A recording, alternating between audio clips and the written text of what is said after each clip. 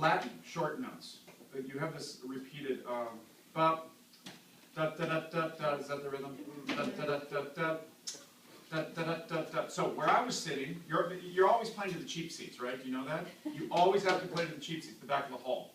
You got to get a visual when you're in that place and say, find a spot in the back of the hall and say, my sound has got to go way back there. This is bigger than my concert hall. So every time you're in a space, you have to get that visual and imagine that your sound has to occupy every space of that hall. So if I was to hear you play now and here, it would be a completely different story, right? So what's happening with your short sounds, now I'm getting specific, they're sounding long in that hall because the sound travels. So I'm hearing da, da, da, da, da, da, da, da, da, da, da, but the flavor of the music needs to have more punch and pizzazz to it, okay? So it's just a simple thing to fix, shorter short notes.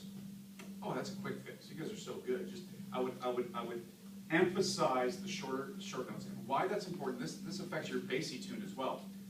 The space between those notes is part of that flavor. It's hugely part of the flavor. It's actually the space that makes the notes meaningful. That make sense?